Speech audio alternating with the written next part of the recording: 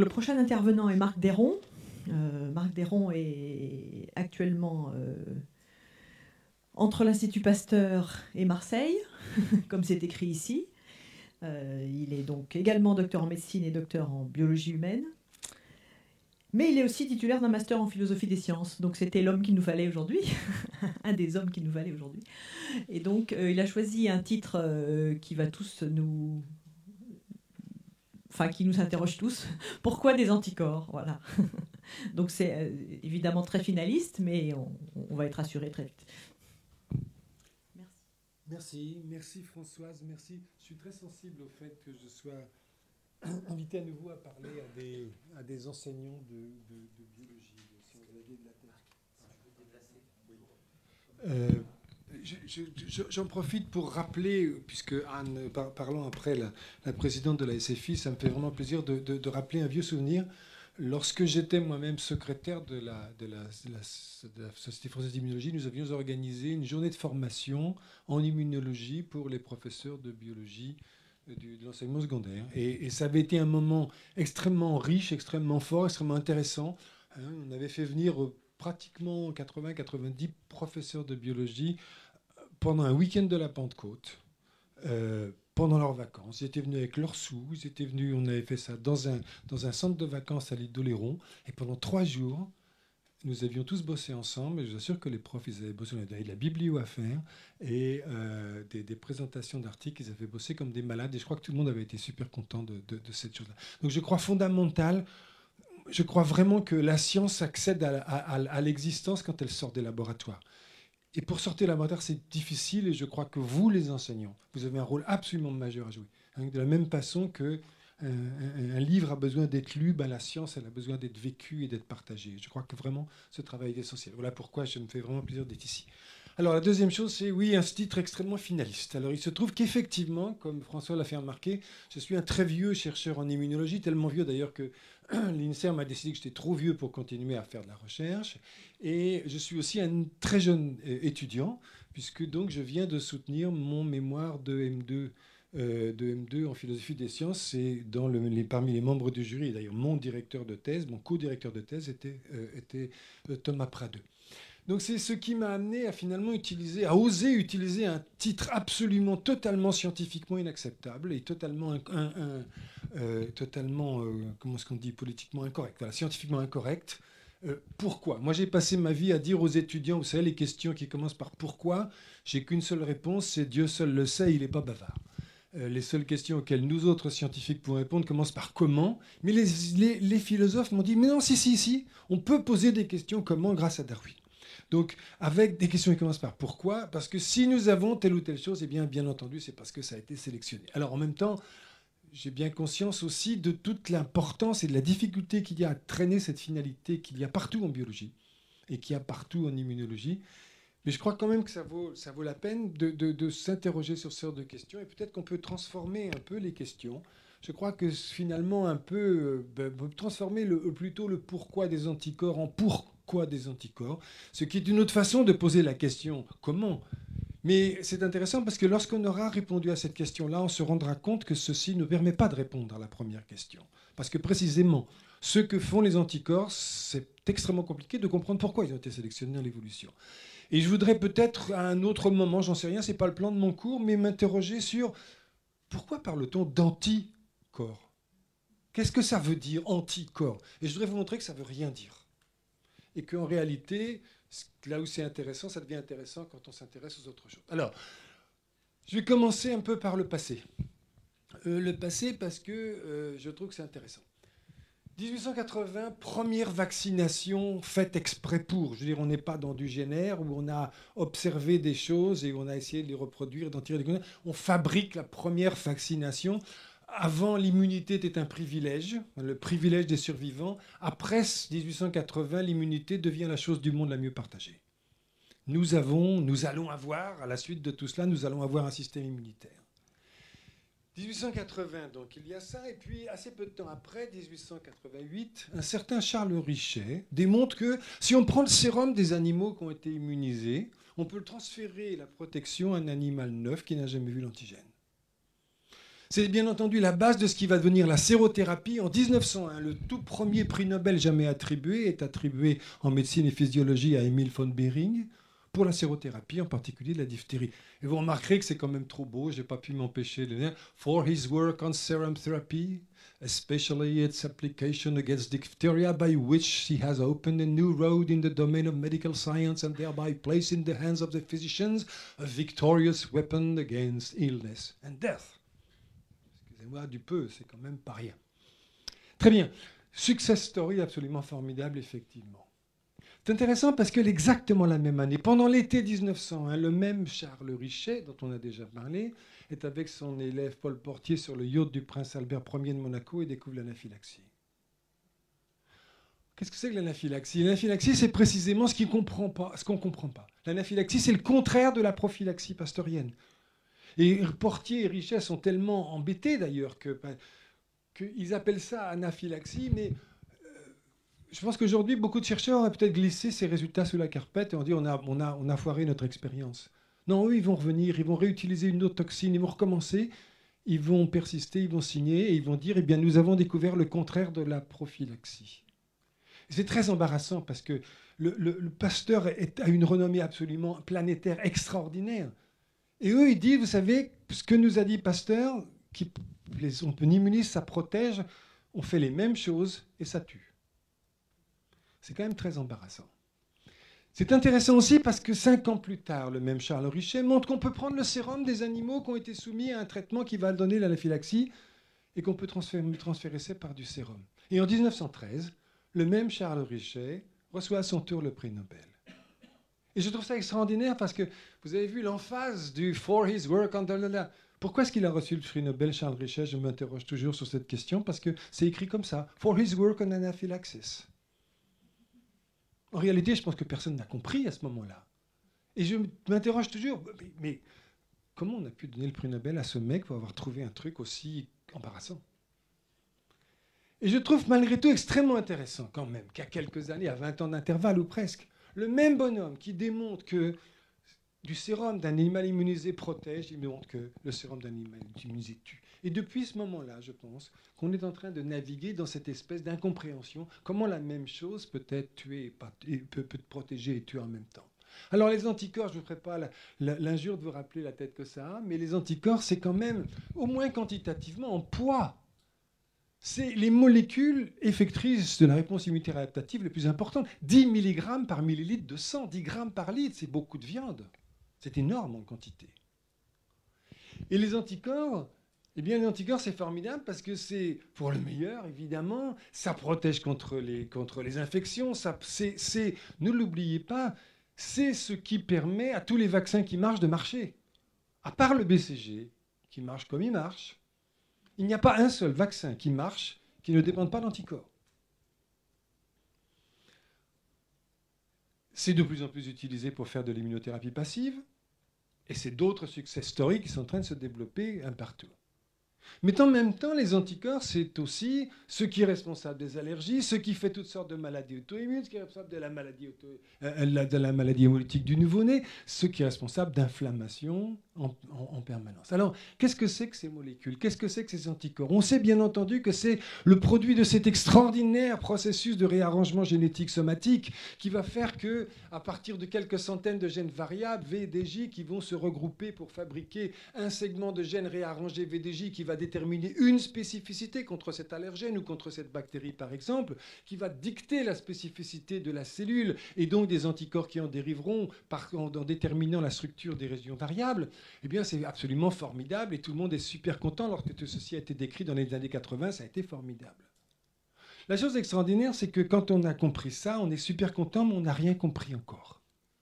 On n'a rien compris parce que on a compris simplement comment un anticorps peut reconnaître un antigène. Et plus ou moins spécifiquement.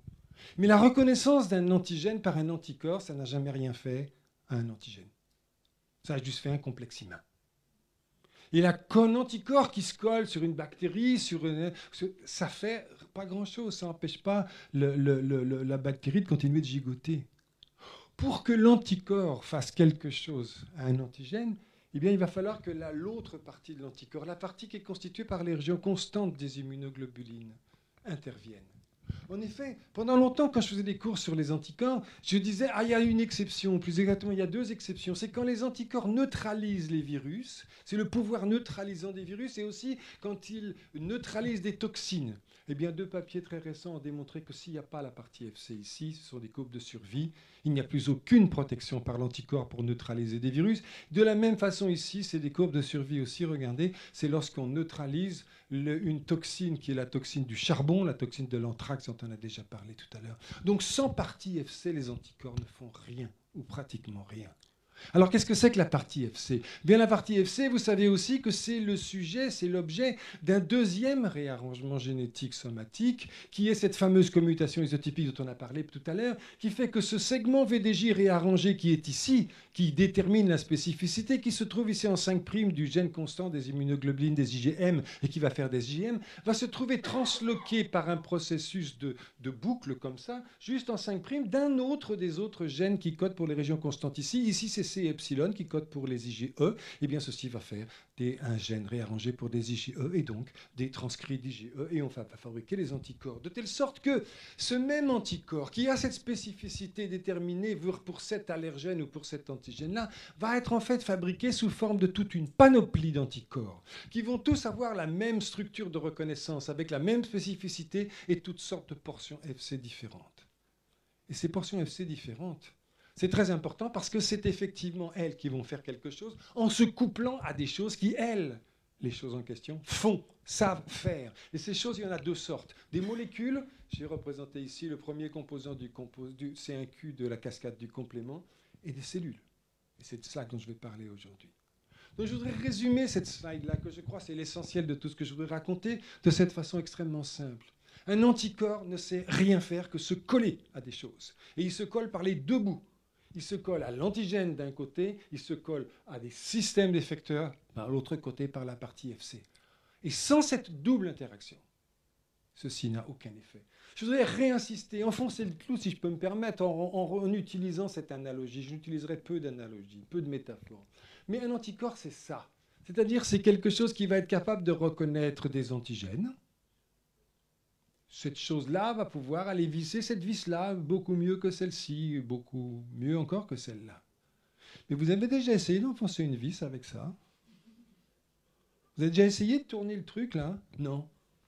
Vous avez une interaction spécifique, et alors, ça ne fait rien. Pour que ça marche, il faut ça. Il faut qu'à l'autre bout de l'anticorps, il y ait quelque chose ici qui aille bien ici pour pouvoir aller interagir avec ça. Il faut qu'il y ait quelque chose qui tourne. Et le quelque chose qui tourne, eh bien, c'est soit de la main, c'est soit l'huile de coude, soit d'autres systèmes effecteurs. Par exemple, ça s'appelle par exemple cette visseuse ou cette autre visseuse qui va être en fait bien plus efficace encore que votre main quand vous allez la tourner. Donc un anticorps, c'est vraiment quelque chose qui est un adaptateur entre quelque chose qui reconnaît et qui ne sait pas faire et quelque chose qui sait faire et qui ne sait pas reconnaître. C'est la jonction entre la connaissance et la praxis, entre la praxis et cognition. Alors, maintenant, je voudrais, moi, à mon tour, il n'y a pas de raison, je voudrais raconter aussi ma réponse immunitaire et je voudrais aussi parler de cellules dendritiques et de ces sortes de choses et d'immunité innée, d'immunité adaptative, parce que quand même, il n'y a pas de raison. Parce qu'effectivement, donc on sait, et Bruno nous l'a bien rappelé aujourd'hui, à quel point nous avons à quel point nous avons maintenant la chance non plus d'avoir un seul système immunitaire comme on pensait, mais deux systèmes immunitaires pour le prix d'un. Le système immunitaire inné, le système immunitaire adaptatif. Alors, le système immunitaire inné, je ne vais pas rentrer dans les détails, on en a déjà beaucoup parlé, ce sont toutes ces cellules, essentiellement de la lignée myéloïde, qui sont capables de faire des tas de choses, parce qu'elles sont de tas de sortes, des polynucléaires, neutrophiles, basophiles, des macrophages, des DC, des mastocytes, you name them, you have them. Et qui sont donc capables de faire des choses tout de suite sans maturation préalable ou pas grand-chose, et qui sont surtout partout dans l'organisme. Donc ces cellules, on sait bien, et je n'ai pas besoin de dire maintenant, après tout ce qu'on a entendu, qu'elles sont évidemment capables de prendre en charge les pathogènes, eh bien parce qu'elles sont équipées de ces fameux pattern recognition receptors qui leur permettent de gérer tout cela. Mais à côté d'elles, bien entendu, il y a le système immunitaire adaptatif. Et dans le système immunitaire adaptatif, j'ai juste représenté un pauvre ganglion avec juste un T et juste un B. Pourquoi ? Bien parce que vous savez qu'à cause de la restriction qui fait qu'il n'y a qu'un seul type de récepteur sur un lymphocyte T et qu'un seul type de récepteur sur un lymphocyte B, comme on a besoin d'avoir un répertoire large, pour pouvoir reconnaître la totalité des chikungunya à venir, et qu'aujourd'hui on ne connaît pas encore, eh bien, ils ne pouvons pas avoir un nombre infini. Nous avons un nombre fini de lymphocytes. Donc, nous ne pouvons pas avoir beaucoup de lymphocytes qui reconnaissent la même chose. Autrement, nous reconnaîtrions assez peu de choses. Et nous n'avons guère que quelques centaines de millions de lymphocytes. Ce n'est pas énorme. Or, le répertoire potentiel, il est absolument énorme. Donc, nous avons peu de lymphocytes dirigés contre quelque chose. Et pour cela, il va d'abord falloir que ces lymphocytes se multiplient parce que peu de lymphocytes, ça ne fait pas grand-chose. D'où le temps qu'il faut pour qu'une réponse adaptative se mette en place. Puis la deuxième chose, c'est que parce que les lymphocytes T, tels qu'ils sont naïfs, et les B, c'est pareil, ils ne savent rien faire. Ils ont besoin de se différencier pour ça. Et là, on va revenir sur ces fameuses coopérations entre l'immunité innée et l'immunité adaptative. Les décès dont vous voyez la jolie forme dendritique ici, mais comme l'a bien raconté, bien entendu, Anne, ces décès qui ont absolument besoin du Dirty Little Secret of Immunologist de Charles Janeway, c'est-à-dire un petit peu de cochonnerie, un petit peu de trucs d'origine bactérienne pour faire de l'adjuvant, de telle sorte que cette cellule puisse finir sa différenciation et devienne vraiment dendritique avec plein de grosses dents comme je fais maintenant, et puis chargé de peptides en jaune comme ça a été fait. Et puis surtout maintenant, eh bien, si je me blesse ici, il faut bien que ça aille trouver le ganglion qui est là. Donc il faut que ça migre, il faut que ça aille ailleurs, les chimiokines dont on vient de parler. Et bien entendu, c'est ça la fameuse coopération entre les deux types de cellules. Et on a ici cette remarquable image que j'ai empruntée à Olivier Schwartz qui montre cette coopération entre le lymphocyte T qu'il y a ici, puis deux décès, une en haut et en bas, qui sont en train de lui présenter l'antigène. Et je trouve que cette image est particulièrement jolie. Et en plus, je trouve qu'elle nous dit d'où vient, où Michel-Ange a trouvé l'inspiration quand il a peint le plafond de la chapelle Sixtine.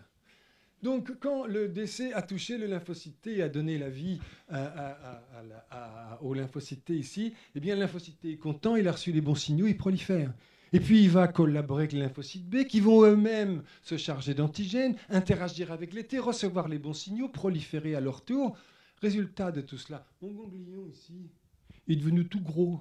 Ça s'appelle une adénopathie ou une adénomégalie parce que tout simplement mes lymphocytes se sont multipliés dans le ganglion. Et puis ensuite, les B qui se sont multipliés vont recevoir aussi les bons signaux pour se différencier en plasmocytes, vont quitter le ganglion pour aller s'installer dans la moelle. Et là, qu'est-ce qu'ils vont faire? Eh bien, ils vont faire ce qu'ils savent faire, c'est-à-dire sécréter des tonnes d'anticorps. Et ces tonnes d'anticorps vont être déversées dans le torrent circulatoire, par la lymphe, par le sang, par tout ce que vous voulez, de telle sorte que les anticorps vont se trouver tout simplement partout. Or, partout, c'est là qu'il y a les cellules lymphoïdes, les myéloïdes. C'est là qu'il y a les cellules de l'immunité innée. Et ces cellules de l'immunité innée, parce qu'ils ont des récepteurs pour les anticorps, eh bien, ces cellules de l'immunité innée, d'un seul coup, vont se retrouver avec un récepteur. Tiens, je sais ce que c'est qu'un antigène maintenant. J'ai un anticorps qui va me le dire. Et donc, ces anticorps vont enrôler les cellules de l'immunité adaptative, de l'immunité innée dans l'immunité adaptative, et c'est pour ça que je les fais changer de couleur. De telle sorte que maintenant, on a, et c'est ça le message, les cellules affectrices de l'immunité adaptative, ce sont les cellules de l'immunité innée. Et de cette façon-là, eh bien, quand l'antigène revient, eh bien, si, puisqu'on parle, moi je suis intéressé par l'allergie, eh bien, ceci va faire tout ce qu'il va falloir pour qu'on va déclencher les symptômes qui vont bien pour aller faire cette maladie. Donc ça, c'était mon premier message. Les anticorps enrôlent les cellules de l'immunité innée dans l'immunité adaptative. Deuxième message. Les anticorps vont sélectionner les cellules qui vont être impliquées dans la réponse. Pourquoi? Eh bien parce qu'ils ont évidemment les bons récepteurs qui vont bien à leur surface. J'ai représenté ici seulement quelques-uns, des récepteurs pour les IgG, des récepteurs pour les IgE, chez la souris, chez l'homme c'est pareil, sauf que c'est un peu plus compliqué. Les cellules qu'il y a ici, les niveaux d'expression de ces différents récepteurs dans les différentes cellules. Mais ce que je voudrais simplement montrer, c'est que lorsque on vient dans des systèmes expérimentaux, comme on fait souvent en immunologie, où on va donner à une souris, par exemple, qui n'a jamais fait son propre anticorps toute seule, on va lui donner des IgE. Qu'est-ce qu'on va faire? Eh bien, on va faire que les IgE vont aller interagir avec les cellules qui ont les récepteurs pour les IgE. Et en l'occurrence, il n'y en a pas tellement. Ça va sélectionner les mastocytes et les basophiles. Et c'est ainsi une des grandes raisons pour lesquelles l'allergie est essentiellement une affaire d'IgE. C'est parce que les modèles qui nous permettent de l'étudier, ce sont des modèles dans lesquels on biaise le système, en donnant des IgE qui vont aller justement aller taper sur les cellules qui vont bien. Si vous aviez donné des IgG, vous verrez que ce n'est pas complètement idiot par rapport à ce qui suit, mais vous auriez engagé toutes ces cellules-là. Et puis si vous aviez donné des IgA, seulement celles-là. Donc les anticorps sélectionnent les cellules. Et puis ces cellules en question, elles ne savent pas toutes faire la même chose. Il y en a qui phagocytent, il y en a qui endocytent, il y en a qui tuent, il y en a qui font des cytokines, il y en a qui font des tas d'autres choses. Eh bien, en fonction de cela, bien entendu, les anticorps vont déclencher des réponses qui vont être extrêmement différentes selon le type de la cellule qui va être mise en jeu. Et enfin, les cellules, un organisme, ce n'est pas un gros tas de cellules comme dans un tube. C'est très organisé, c'est très structuré, il y a des tissus, il y a des compartiments. Tout n'est pas dans tout. De telle sorte que ce qui va être important pour déterminer un type de réponse immunitaire, pour déterminer si telle réaction allergique dans l'œil va se faire de cette façon-là, dans les poumons va donner de l'asthme, dans le sang va donner un choc anaphylactique, même si c'est les mêmes mécanismes qui sont mis en jeu, eh bien, ce qui est important, ce sont les populations de cellules qui sont mises en route et qui sont là, présentes ou recrutées par les chimiokines qui vont bien. Donc vous voyez qu'on commence à complexifier de façon considérable les choses. De telle sorte qu'un exemple qu'on a beaucoup utilisé, ce que j'ai beaucoup utilisé, où on a le mastocyte avec ses récepteurs pour l'IgE, et quand les IgE sont fixés dessus et quand l'antigène va arriver, ceci va activer le mastocyte qui va dégranuler et libérer tous les médiateurs qu'il y a dans les granules, de telle sorte que ceci va être responsable des manifestations allergiques, en particulier de l'anaphylaxie. C'est ça le paradigme, la fameuse hypersensibilité type 1 dont vous a rebattu les oreilles, IgE dépendante, immédiate, etc. C'est ça. En réalité, ça, c'est extraordinairement artefactuel. Nous avons démontré dans un travail que je n'ai pas le temps de vous expliquer qu'en réalité, pas du tout. Il y a toujours, n'oubliez jamais, il y a toujours 1 million de fois plus d'IgG que d'IgE dans une réponse immunitaire, quelle qu'elle soit, même chez les plus allergiques de nos patients, même chez les souris les plus TH2 qu'on aura pu fabriquer. Toujours 1 million de fois plus d'IgG que d'IgE. Alors quand il y a les IgG en question, eh bien ces IgG qui sont parfaitement capables d'interagir avec ce récepteur-là, qui est exprimé sur cette cellule, bien entendu, parfaitement capable de faire le travail, et ces basophiles aussi, mais pas seulement, sur les neutrophiles et aussi sur les monocytes, par exemple. Mais il y a aussi les IgG2 qui vont être capables d'interagir avec d'autres récepteurs, et au moins 3. Et ces récepteurs sont exprimés les uns sur les neutrophiles, les autres sur les basophiles, les autres sur les monocytes, les autres encore vont pouvoir aller sur d'autres cellules. Et enfin, les petites IgE qui sont là, qui vont interagir essentiellement avec ces deux types de récepteurs qui sont exprimés sur ces cellules et sur ces cellules-là. Vous voyez que tout à l'heure, on est parti d'un système incroyablement simplifié, incroyablement réduit, qui était l'IgE, le mastocyte, l'histamine, etc. Et on arrive avec quelque chose qui est infiniment plus complexe et qui correspond probablement à la réalité de façon beaucoup plus fidèle que les modèles dont on a voulu parler. La troisième partie, je voudrais vous dire que les récepteurs d'anticorps, donc qui sont ce qui va mettre en route ces cellules, sont des extraordinaires immunorécepteurs à côté de laquelle le BCR et le TCR sont d'une stupidité peu imaginable. Et vous allez voir en fait que c'est des anticorps des récepteurs d'une extraordinaire versatilité.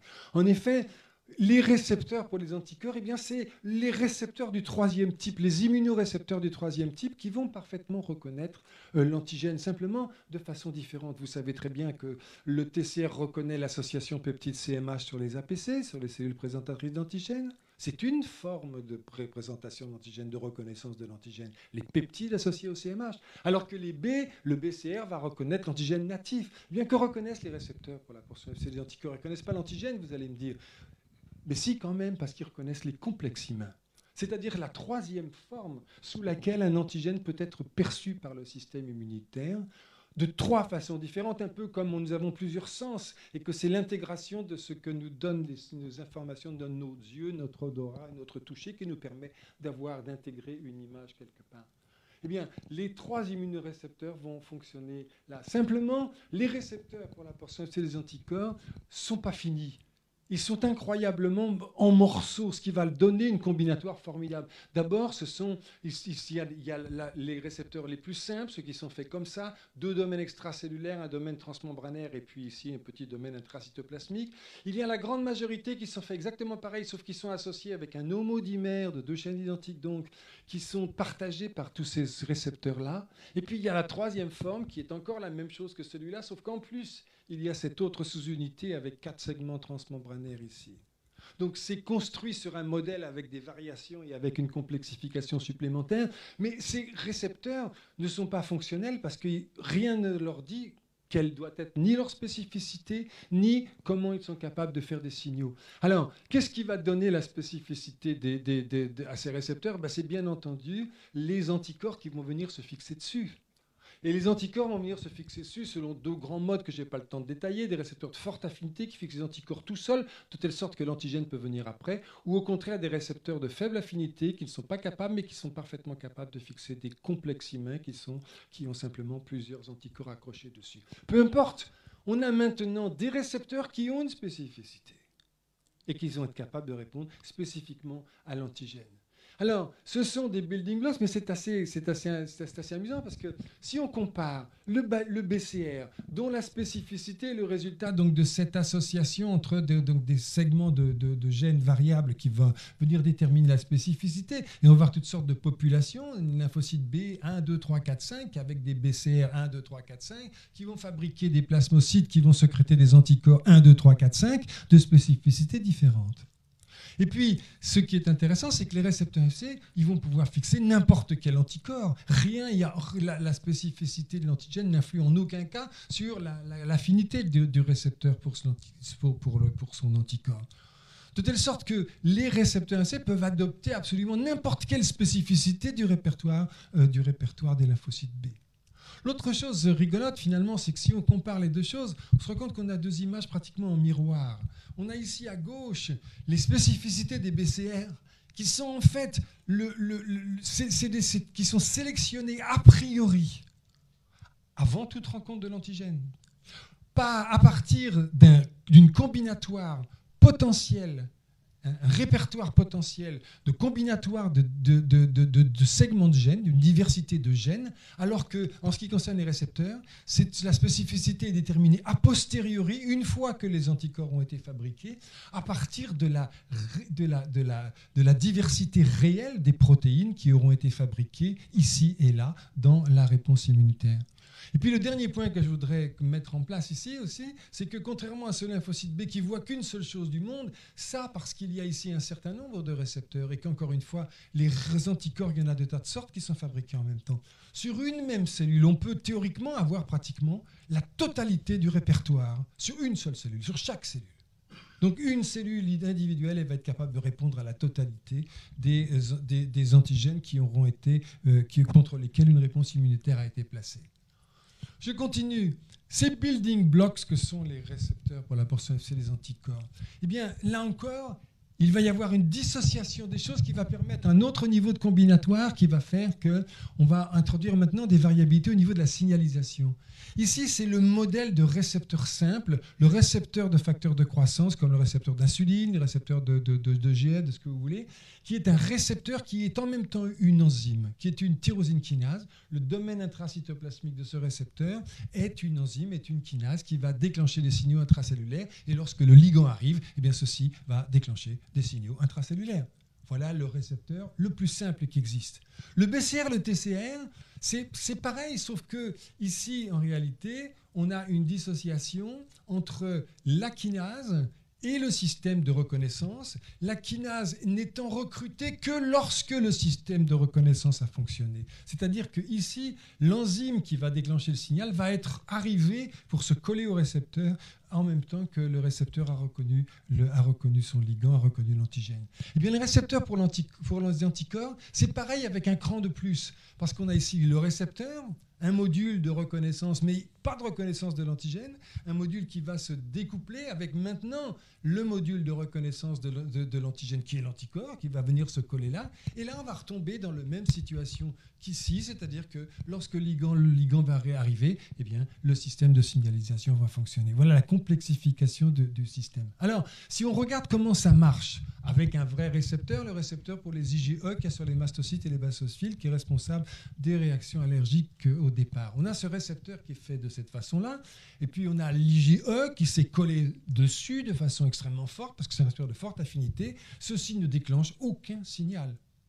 Pour que quelque chose se passe, il va falloir que d'autres choses se produisent. Alors il se trouve que ce récepteur, lorsque les gens se sont interrogés pour savoir comment est-ce qu'il fonctionnait, Michel Rett, qui travaille toujours à Fribourg au Max Planck Institute, s'interrogeait sur mais quel rapport il peut y avoir avec un RTK. On a bien compris comment un RTK marchait. Mais comment est-ce que ça peut avoir il n'y a pas de kinase, il n'y a rien. Alors, ce qu'a trouvé Michel Rett, eh bien, c'est que dans toutes les sous-unités du TCR, du BCR, des récepteurs FC et d'autres cellules, eh bien, il a trouvé qu'en alignant des séquences, si ici on a une tyrosine Y, en position Y plus 3, on a une leucine. Puis 6 à 8 acides aminés plus loin, on a à nouveau une tyrosine Y. Et puis à nouveau une leucine, 3 acides aminés plus loin. Et il a proposé ceci comme étant un motif d'activation, ou Immunoreceptor Tyrosine Based Activation Motif, ou ITAM. Et un ITAM, c'est cela, YXXL, 2 fois séparé par une séquence de 6 à 8 aminés. Ce n'est pas une séquence d'activation, c'est un motif d'activation, parce qu'ils ne sont conservés que quelques acides aminés à des positions clés. Okay. Donc, on a découvert des ITAM dans ces récepteurs. Et alors, comment est-ce que ceci est intéressant? On a découvert aussi que lorsque le récepteur, dans des conditions que je n'ai pas le temps de décrire, ce récepteur peut s'associer avec une tyrosine kinase qui est juste appendue dans la membrane ici, sous la membrane cytoplasmique, parce que le deuxième acide aminé ici, N-terminal, est une glycide qui est myristylée. Ça veut dire qu'il y a un gros acide gras dessus, donc quelque chose de très hydrophobe qui doit donc être ancré dans une membrane lipidique. Donc, lorsque ceci se produit, eh bien, ceci va permettre que se passe cela. Lorsque l'antigène arrive, eh bien, l'antigène va agréger les deux récepteurs. Et tout simplement, ça veut dire les rapprocher, de telle sorte que simplement, les enzymes vont être rapprochées de leur substrat. C'est-à-dire que la kinase ici va pouvoir phosphoryler l'ITAM ici, pendant que la kinase ici va pouvoir phosphoryler l'ITAM ici, par un processus extrêmement simple de transphosphorylation. C'est ce qu'on appelle la transduction du signal. Et je garde cette transduction, simplement ce qui va à travers la membrane, transducere, je conduis à travers. Donc, j'aime beaucoup cette définition que m'avait donnée un de mes anciens étudiants, Renaud Le Sourne, qui est maintenant directeur d'une unité à venir à Toulouse, et qui m'avait dit, mais finalement, la signalisation, la transduction de signal, ça n'est que la transformation d'une perturbation mécanique extracellulaire en une perturbation mécanique intracellulaire. Chimique, intracellulaire. Et je crois que c'est une excellente et très simple définition. Alors maintenant, la belle affaire, me direz-vous, qu'est-ce que ça peut bien faire qu'on ait des ITAM phosphorylés? Alors, on va aller très vite là, parce que ce n'est pas important, mais quand même, eh bien, on va avoir ici, une fois qu'on a les tyrosines qui sont phosphorylées dans les ITAM ici, ceci va permettre le recrutement d'une autre kinase qui va phosphoryler une molécule adaptatrice qui est juste là et qui est bourrée de tyrosine ici. Et lorsque les tyrosines sont phosphorylées, elles vont recruter toutes sortes de molécules qui ont les bons domaines d'interaction avec ces tyrosines phosphorylées. Une première couche, puis une deuxième couche, puis encore d'autres que je n'ai pas le temps de vous décrire. Et puis pendant ce temps-là, il va y avoir encore d'autres phénomènes qui vont se produire, qui vont permettre là encore la phosphorylation d'une autre molécule adaptatrice qui va permettre le recrutement d'une enzyme absolument majeure qui s'appelle la PI3 kinase qui va fabriquer cette molécule essentielle qui s'appelle le PIP3 ou phosphatidylinositol 3,4,5 triphosphate, un phospholipide qui est juste sous la membrane, qui va jouer un rôle majeur parce qu'il va permettre le recrutement de toutes sortes de molécules qui ont de l'affinité pour le PIP3. Et je n'ai pas le temps de rentrer dans les détails, mais ces molécules sont absolument essentielles pour faire de la signalisation. Et on va revenir, n'oubliez pas le PIP3 dans cette affaire-là pour terminer. L'histoire se continue, on descend un cran de plus, on a maintenant le noyau, on a l'ADN qui est là, on a du réticulum bourré de calcium, et on a surtout de l'IP3 qui est fabriqué par la PLC gamma qui est activée. Cet IP3 va aller sur un récepteur ici sur le réticulum, qui est en fait un canal calcique de telle sorte que le calcium sort du réticulum. Et quand il n'y a plus de calcium dans le réticulum, il y a un senseur qui s'appelle STEAM qui dit « Oh là là, il n'y a plus de calcium dans le réticulum pour faire quelque chose ». Alors il va le dire à son copain qui est ici, un autre récepteur calcique sur la membrane, qui va s'ouvrir et qui va faire rentrer le calcium dans la cellule. Et comme la concentration extracellulaire du calcium est 1000 fois plus élevée que la concentration intracellulaire, le calcium rentre à flot.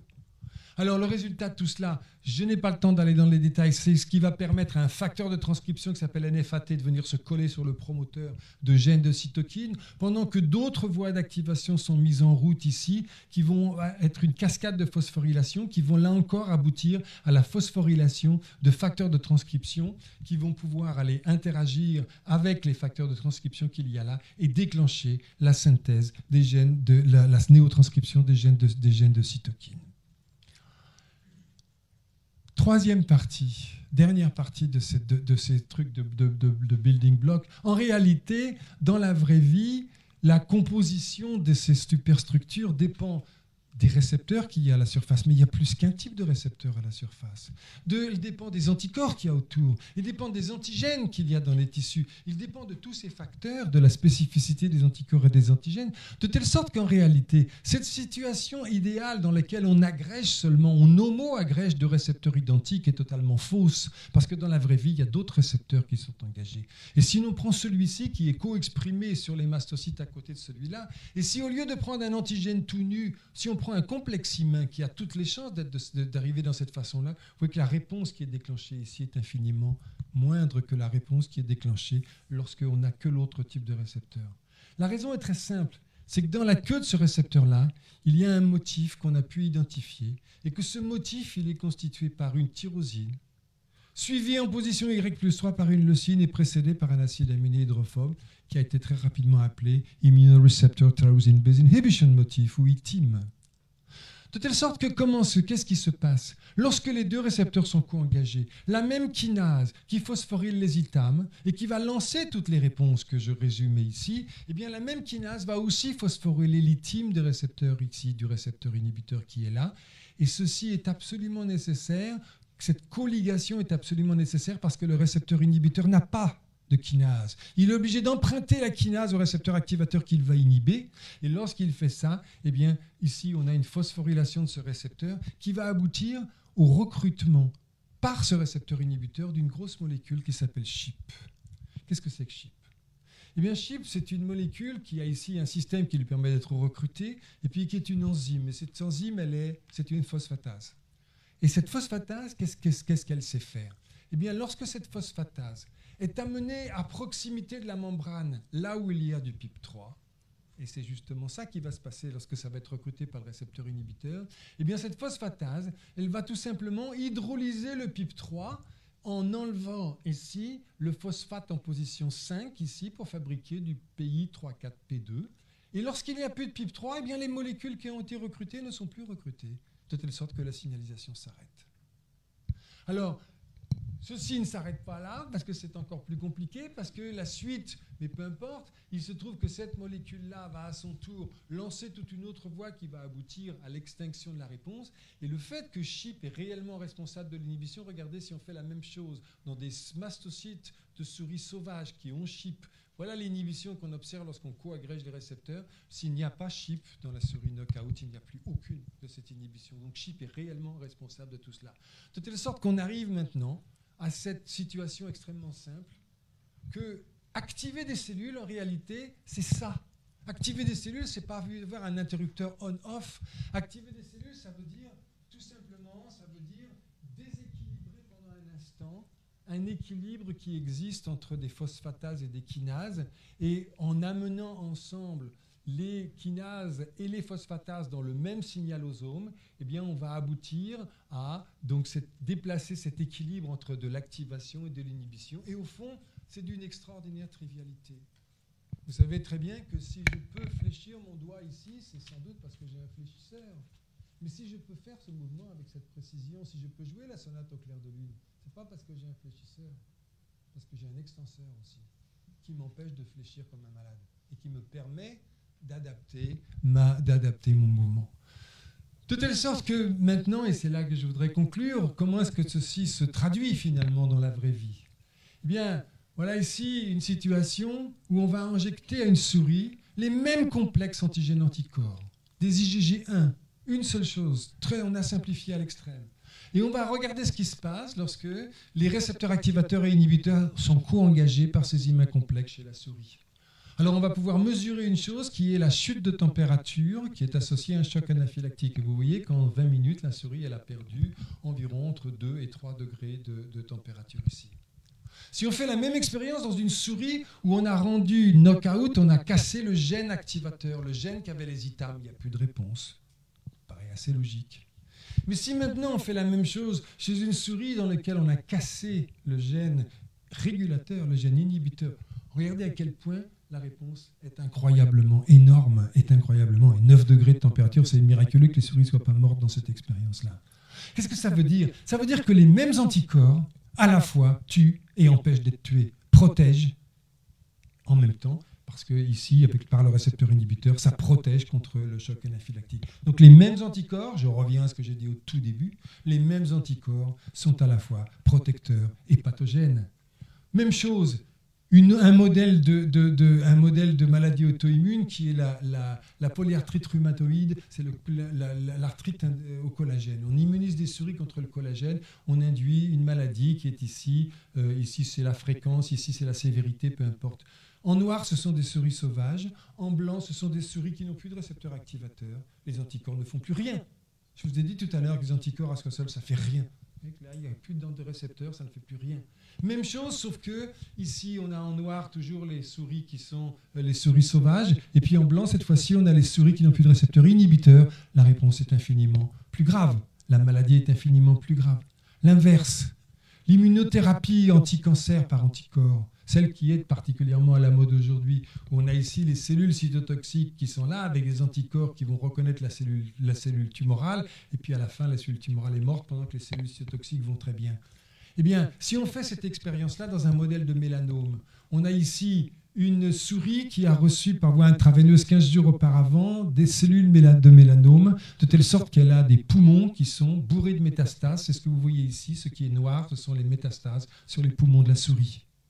Si on traite la souris avec un anticorps contre ce mélanome, contre les mélanocytes, vous voyez qu'on a un effet thérapeutique qui est tout à fait intéressant, puisqu'il y a infiniment moins de métastases sur ces poumons que sur ces poumons-là.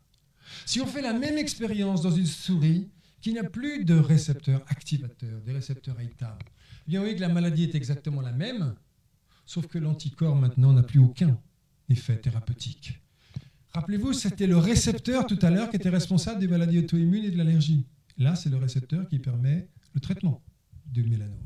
Et si maintenant on fait la même chose chez des souris qui n'ont plus de récepteurs inhibiteurs, eh bien là, c'est assez miraculeux parce que la souris est guérie, il n'y a plus aucune métastase sur ses poumons. Autrement dit, là encore, on a la balance absolument avec des effets totalement inversés et extrêmes entre des anticorps qui tuent, des anticorps qui protègent, des anticorps qui permettent de faire de la thérapeutique et des anticorps qui ne le permettent pas.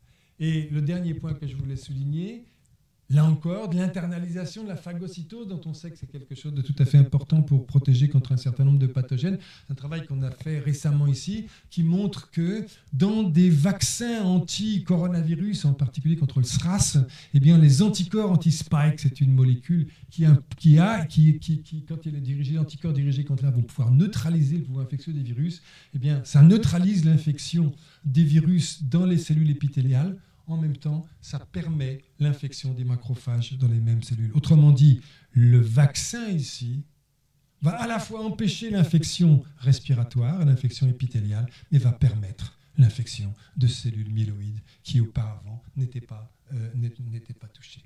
Je voudrais donc terminer par cette slide de conclusion que j'ai simplement pris dans le numéro de Nature Medicine de cette semaine. Il se trouve que je suis tombé sur cette chose-là. Je trouve ça assez intéressant. L'article disait, c'est formidable, Scientists are detailing the immune system as never before. On se croirait encore un petit peu dans le prix Nobel de 2001. Hein. Et je trouve ça formidable parce que qu'est-ce que c'est les anticorps? Regardez, VDJ. L'anticorps, c'est VDJ. Point. C'est rien d'autre. Et d'ailleurs, ça intéresse beaucoup, ça intrigue beaucoup le grand immunologiste Mark Davis qui a cloné le TCR. Et qui dit, quand même, c'est extraordinaire. À la fin de cet hiver, plus de 150 millions de gens auront été vaccinés contre la grippe et ils ne seront pas tous protégés, dites donc. Et puis, de la même façon, il y a aussi cette chose intéressante. The only surrogate marker we have of vaccine development, c'est les anticorps. Ah ben oui, mais les anticorps, ça indique pas toujours que ça protège. C'est toujours pas toujours suffisant pour dire que ça protège. Comment que ça se fait donc ? Hein? Et même chose chez HIV, c'est-à-dire qu'on continue de se poser des questions. Les vaccinologues continuent de se poser des questions exactement comme en 1901, en n'ayant totalement pas intégré la notion que les anticorps, ça peut faire tout et son contraire. Et je voudrais simplement que vous n'oubliez pas que les anticorps, sans ça, c'est rien. Merci.